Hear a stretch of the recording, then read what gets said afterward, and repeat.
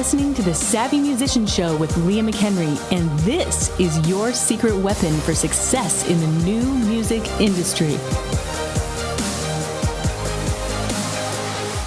Well, welcome once again to the Savvy Musician Show. This is CJ Ortiz. I'm the branding and mindset coach here at the Savvy Musician Academy.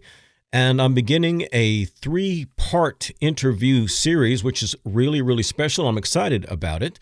It will be me interviewing 3 of our elite students from the Savvy Musician Academy.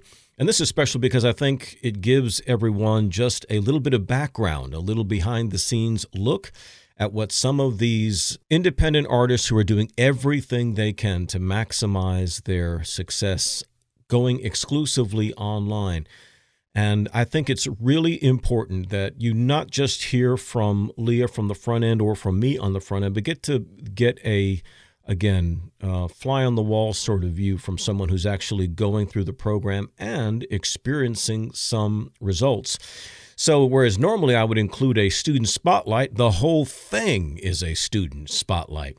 And I'm really, really excited about it. And so today I have someone very special, someone who I've actually worked with in a coaching call, and a delightful artist. And you're going to learn so much more about her. Coming all the way from the United Kingdom is Karen Barrow, one of our elite students. Karen, thank you for being with us on the Savvy Musician Show. Oh, my pleasure, CJ. Like I said, you and I have had the chance to work together, and that's probably one of the cool things about the Elite program is it's not just a course that you take, like, for example, the online musician, but you get these other elements working with coaches, and we'll talk a little bit more about that. But Karen, let's start at the outset. You are an independent artist. You've put out music before. You're getting ready to put out another album, crowdfunding, and all that good stuff. Let's start at the beginning. Where did you first come across Savvy Musician Academy? How did Leah come across your radar? I think it was a couple of years ago.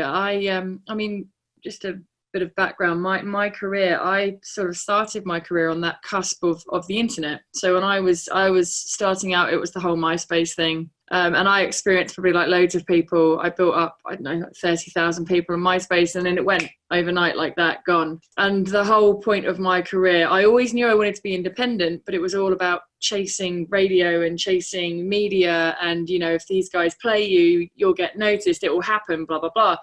And I just reached a point in my career where I'd done everything that had been asked of me. I had the radio play. I had songs in the Billboard dance charts. I had all of that stuff, but it's still, you know, the internet was this big mammoth beast that had come along, and I had like 4,000 fans on Facebook. I just wasn't getting the sales, you know.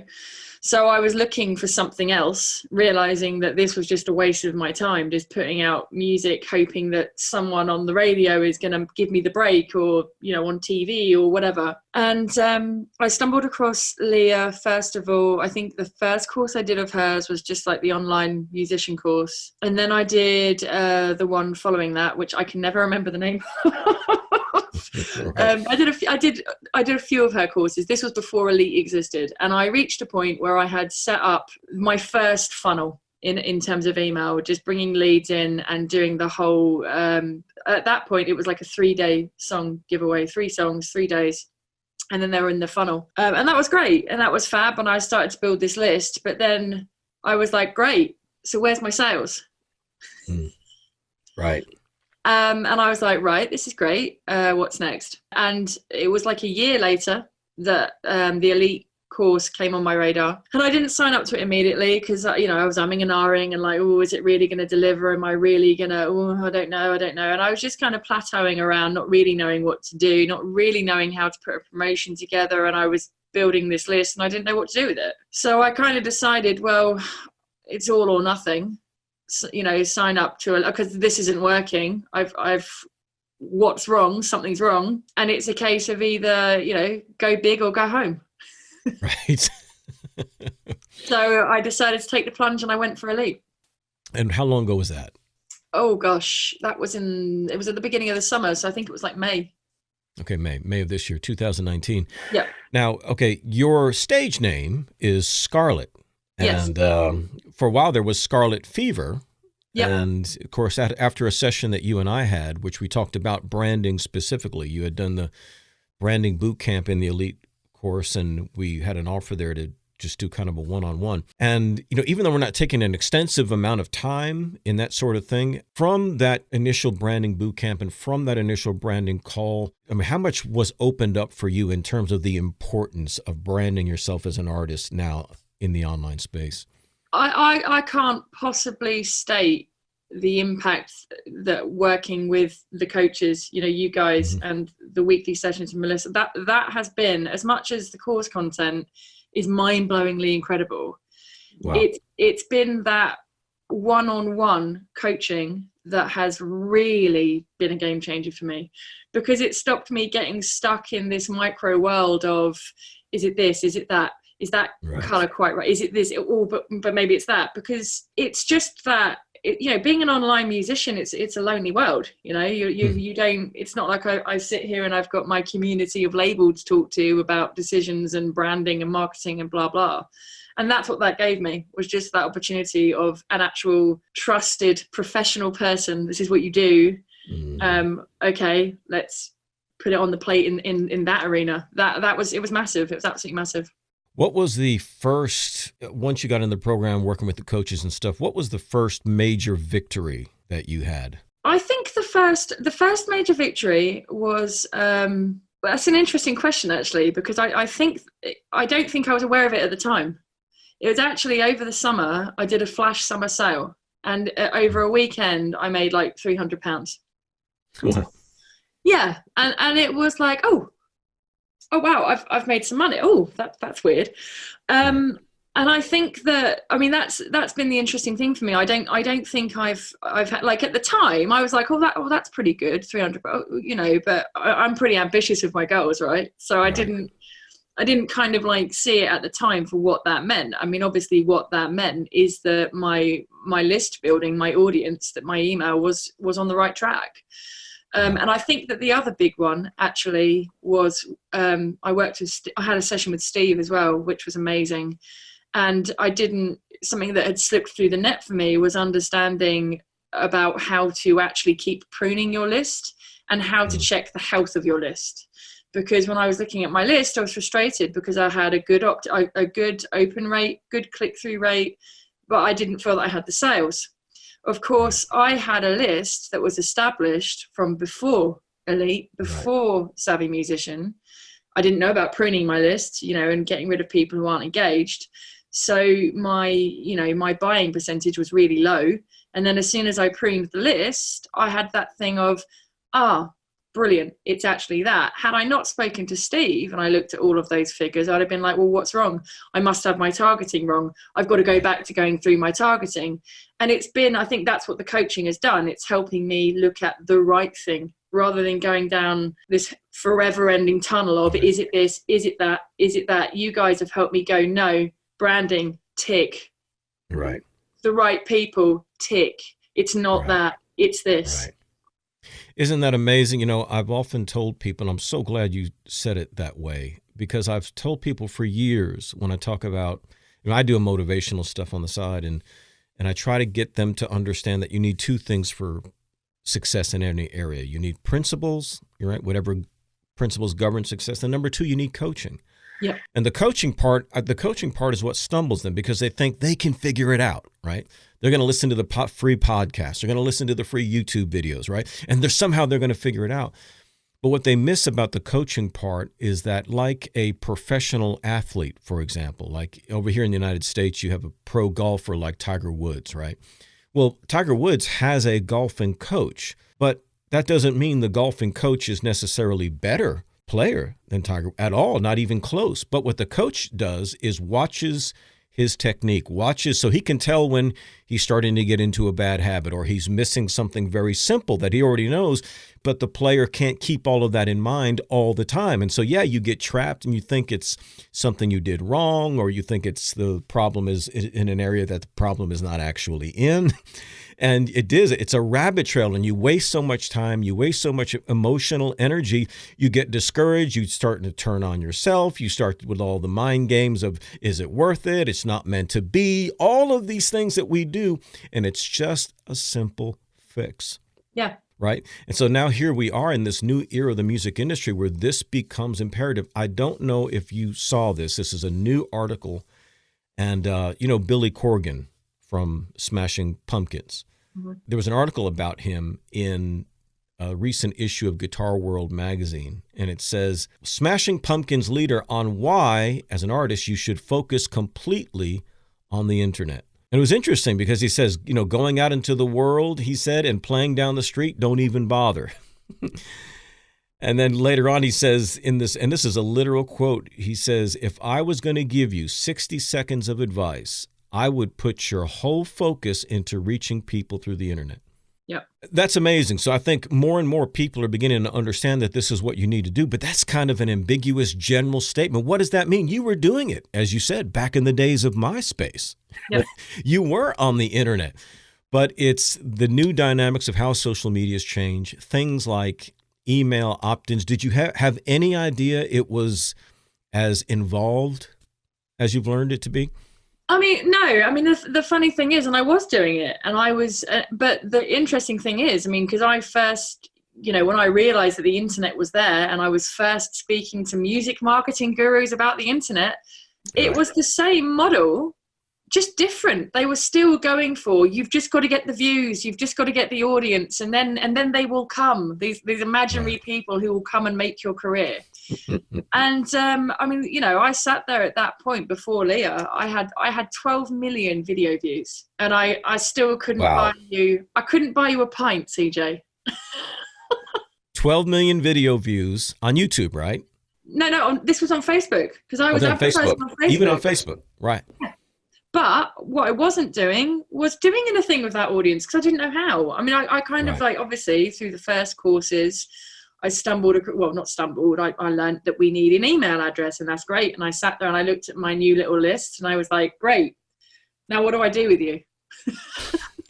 Right. Because I still didn't know. Do you send out an email saying, buy this? Like, do you, so every now and then I'd kind of send out an email, but there was no focus to it. There wasn't direction. I didn't know about putting together campaigns and promotions and how to actually start leveraging this list. I didn't know.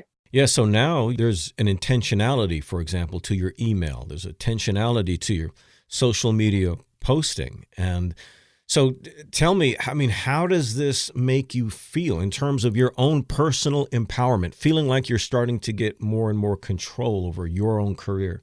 Well, it's funny you should say that, because the biggest change I've had, and I spoke to Melissa about this a couple of weeks ago, and I said the biggest change in my mentality is that for the longest time, for my whole career, I think I thought about making it in music as being this magical thing. It's the moment of magic, the magic audience that's going to make all the difference when suddenly I'll wake up and there'll be all these sales, the magic branding, the magic. And what I've realized, it was all about, for me, the biggest change, actually, the breakthrough was that session with Steve when I realized, no, there's nothing wrong with my list. I've just got to get rid of people who aren't engaged. Right. And from that point onwards, I've started to lose the idea of it's not for me, I can't do it, it's not meant to be. That stuff that you said earlier, all of that negative self-talk of it's not my time, not in this lifetime, it's, you can't make money from me, all that stuff. It's now I'm in a professional mindset of, okay, I'm now at the moment I'm bringing in £500 in sales a month. Okay, let's look at how I get to my next goal, which is going to be £1,000 per month. And then my next goal, which is going to be blah, blah, blah, and on it's going to go. So I'm no longer thinking about it in terms of finding this, the magic potion. I'm just going to look at how I now grow, which is great. It's really exciting. That's amazing. Even though we're in this new era with the online space governing so much of all sales, not just music, all sales and commerce being done online. But I think artists, musicians in particular, still think like the old way, meaning that in the old way, you would wait to be discovered by the record label, right? And so nowadays you're waiting to be discovered on the internet, that somehow your video will go viral and that will be the answer. Yeah. As you said, instead of saying, no, I can literally create my own space. I can literally create my own empire. And so I think one of the funny things that Leah often says is when people will see her ads and they'll say, well, if you're making all this money as an independent artist not touring, then why have I never heard of you? And she says, well, that's the point. I'm only targeting people who listen to Celtic fantasy metal. So it stands to reason that you'd have not heard of me. And so we just had a recent interview with a gentleman by the name of Jens, who a proficient online marketer himself, working closely with Leah on some other projects. And he was talking to some German record labels, and they were absolutely puzzled, could not figure out how Leah was doing what she's doing. And of course, everybody resorts to scam and all these sorts of things, because just because you can't figure something out doesn't mean it's done illegally. Just because you can't figure out how somebody's doing something doesn't mean it's done by magic. I mean, I've seen some pretty powerful magicians do pretty powerful magic tricks. And for the life of me, I could spend all my days and never figure it out. But then you watch a video showing how that sort of trick is done, and you feel stupid that you couldn't figure this out. Can you understand why people just can't wrap their heads around this now that you're doing this sort of thing yourself? I can, because it is a huge amount of work, and it is a huge amount of discipline and dedication. Because the thing is, if you don't show up every day, then like, had I not shown up and not put in all that work and not had that moment with Steve, I wouldn't have had that breakthrough. I had another one where it came up in the group and someone was talking about making sure that all of your audiences have also include that you only want to target online shoppers and people engaged with online shopping. Right. It's a small detail, but it's a big thing, because, you know, why target people who don't buy online? Right. And it's all of those details that build the puzzle. And it's not magic, but all of those details, when you look at them as the picture, it's like, wow, oh, how do you do that?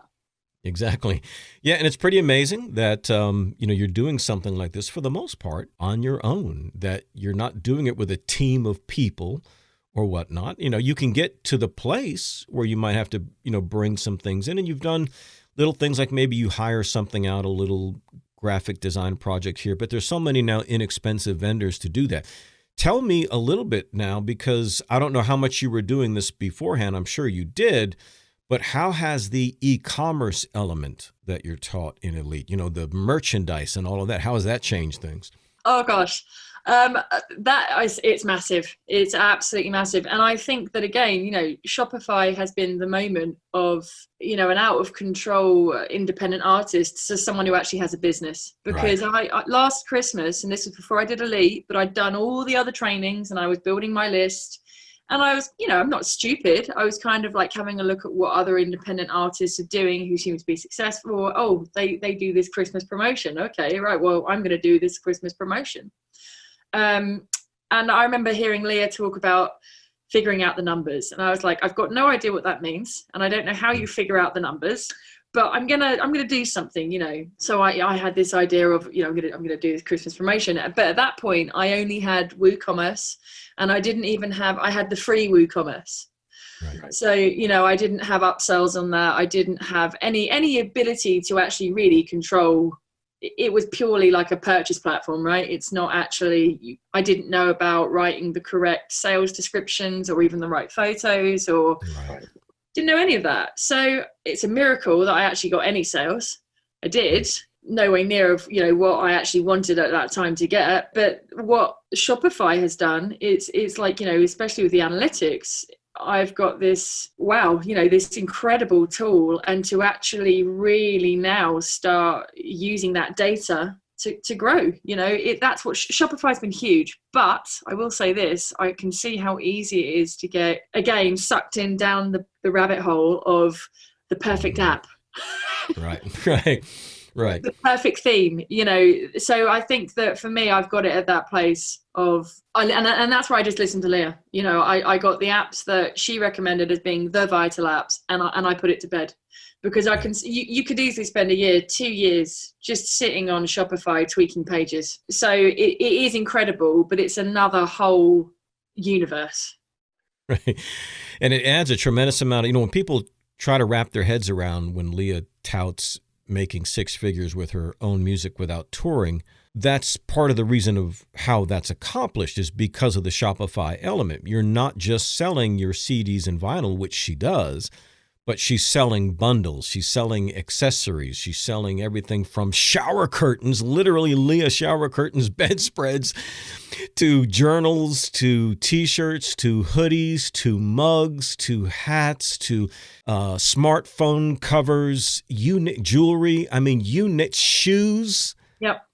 Sneakers, all of this stuff being sold under her own personal brand that she's marketing to her list, email-wise, etc.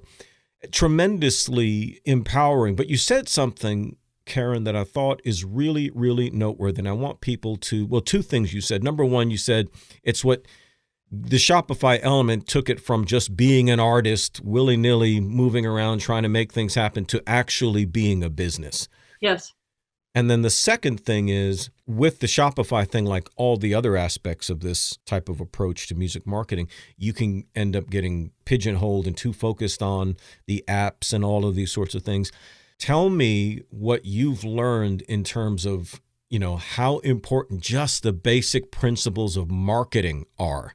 Copywriting and marketing, that are always true no matter what software you're using. I've always said, listen, you guys could tear it up with 50% of what Leah teaches you. If you just understand that one element of, Leah really emphasizes traditional marketing principles. Well, funny you should say that, CJ, because I have an example that's occurring right now and has blown my mind.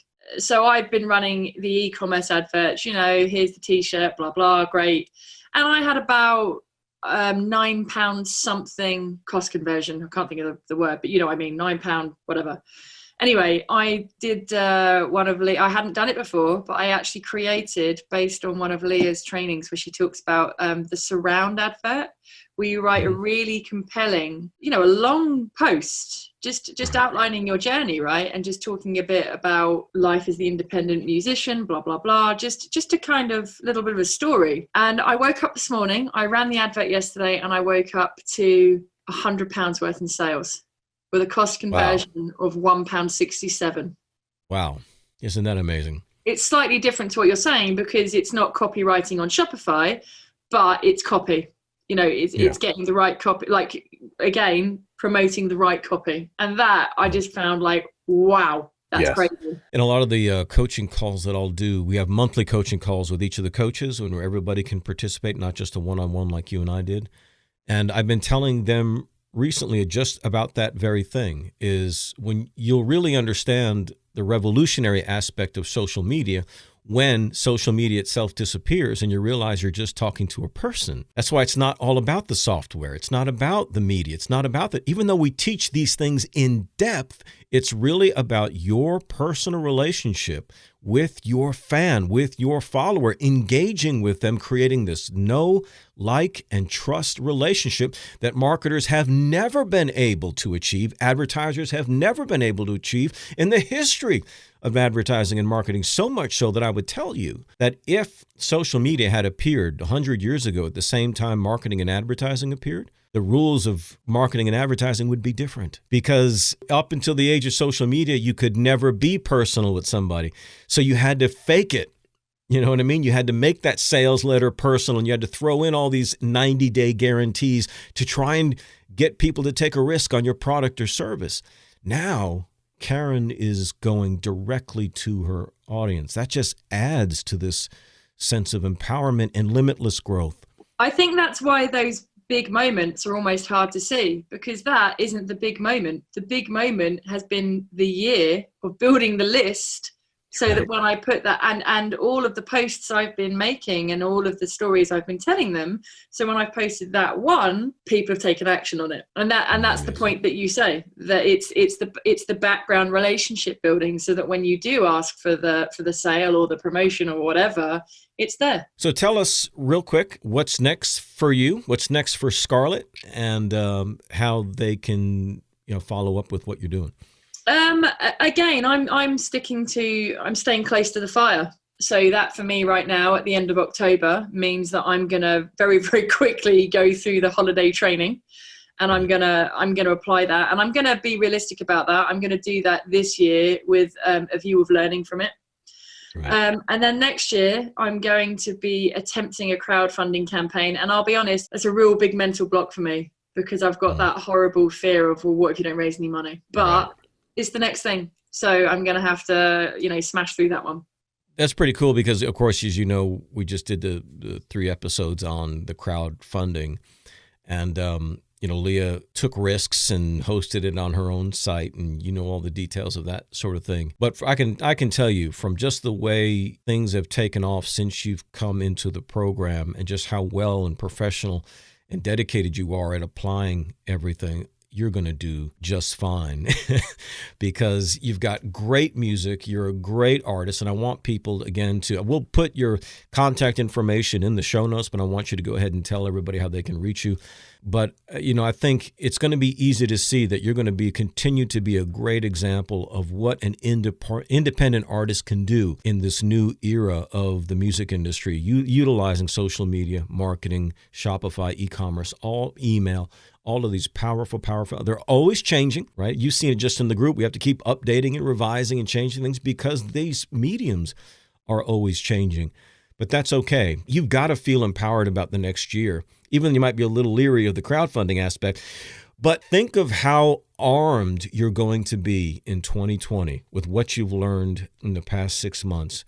You know what I mean? What kind of progress you start, the compounding, the multiplying effect, where the effort is not just 2 times the result, but 10 times the result. That's that limitless aspect if you're just faithful to the principles. Don't be moved by what you see, right? Don't be moved by your feelings. Don't get all caught up in your head. Stick close to the principles. Know that they work just like the laws of flight work, and just keep pushing ahead.